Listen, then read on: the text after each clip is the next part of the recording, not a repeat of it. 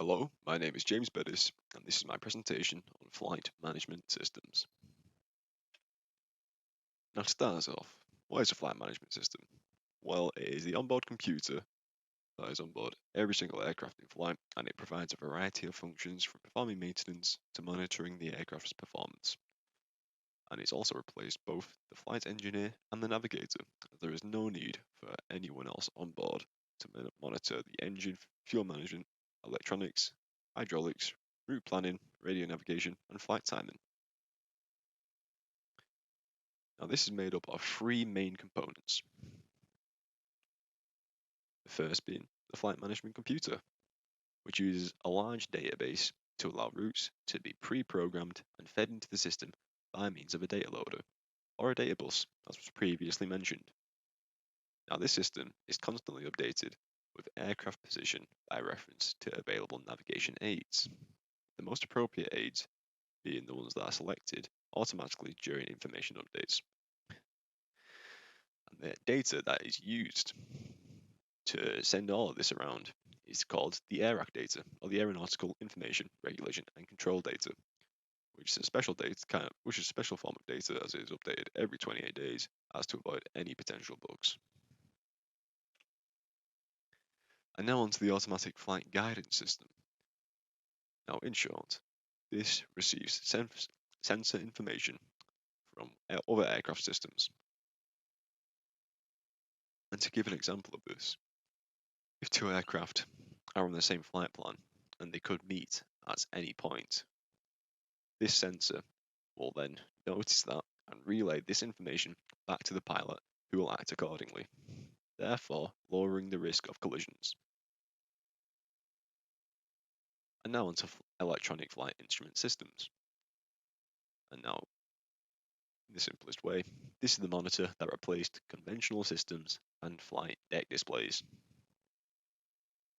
And it's made up of three key parts. The primary flight display, which integrates and depicts on a single display all of the information that was historically presented on a number of individual electromechanical instruments. And then the other two are the electronic attitude direction indicator, as well as the electronic horizontal situation indicator, which are used to replace some of the instruments found in a traditional aircraft, such as the aeronautical map and weather information, with these two being able to be integrated into one device.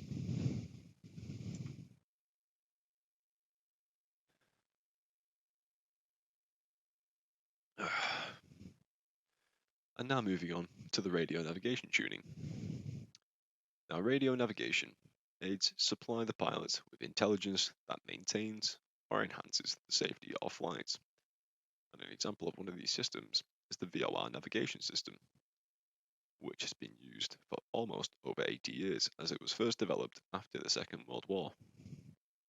And this consists of thousands of land-based transmitter stations, or VORs, as was previously mentioned, that communicate with radio receiving equipment on board an aircraft.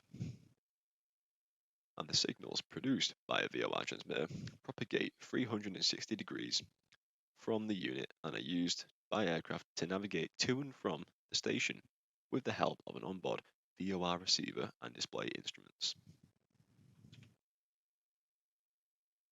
And now furthermore onto the topic of the VOR, a VOR transmitter can do this via the emission of two signals that an aircraft receiver uses to locate itself in relation to the ground station, with one signal being a reference signal and the second being produced by an electronically rotating variable signal.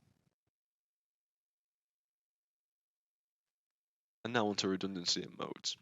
Now this consists of two systems, the FMS1 and the FMS2, as well as three computers, the FMC-A, the FMC-B, and the FMC-C. And they can all be configured to maintain the system operation in the event of failures. And these are also made up of three individual modes, one being the dual mode, the independent mode, and the single mode. Now a little bit more on redundancy. Redundancy is the duplication of vital systems for use in the event of failure. And now redundancy is one of the most useful tools for reducing the probability of a major fault affecting the safety of the aircraft and any passengers. And now for the different modes. The dual mode is the simplest one to describe, as it only includes the Flight Management System 1 and the Flight Management System 2, and they exchange data between one another seamlessly. Carrying on from this, we have the independent mode, which also incorporates the Flight Management System 1 and the Flight Management System 2. However, there is no exchange of data within this one, which has potential to have issues whilst in flight, as one system could be telling the pilot one thing and the other system could be telling him another, such as the position of the aircraft or the way of the aircraft. And now on to the single mode, which only occurs in the event of the loss of two FMCs, which would thus cause one of the FMSs to go offline. However, the data from the remaining FMS would then be displayed to the pilot via the source select switch. And now moving on to flight planning. Flight management system can have 4 flight plans, all composed of waypoints. One active flight plan provides specified information to air traffic service units relative to an intended flight or portion of a flight of an aircraft. And then there are also 3 secondary flight plans, which have been put in place with the ATC in the event of a late/early arrival or any incidents. And these are primarily there just in case the pilot cannot meet the needs of the one active flight plan. Now, where a flight plan is required, it must be submitted before departure to an air traffic services reporting office or during flight, transmitted to the appropriate air traffic service units or air ground control radio station, unless arrangements have been made for submission of repetitive flight plans. And now onto 4D flight management. 4D flight management incorporates a 3D model of an aircraft, and it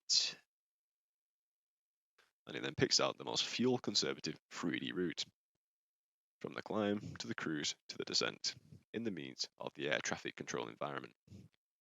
And because this is 4D, it also incorporates time into it as well, which is why it also prioritizes the arrival times so that the flight can fit in the air traffic flow without causing any delays. And it does this via the use of a closed loop control, which can be accessed by the FMS through the autopilot and autothrottle systems.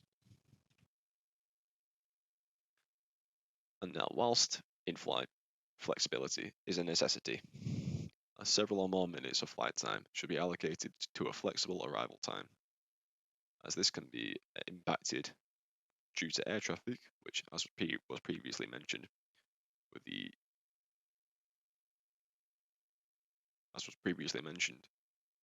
if an aircraft is coming on track with another aircraft, the pilot will then have to change course, thus increasing the air time. And also weather can impact this, as heavy wind or heavy rain could easily force an aircraft to land early or to not take off at all. And now finally, 4D flight management. The 4D concept. Aircraft will be able to automatically adapt their speed and trajectory in flight to arrive at a given point which has been pre-agreed with the air traffic control. And that is my presentation. Thank you very much.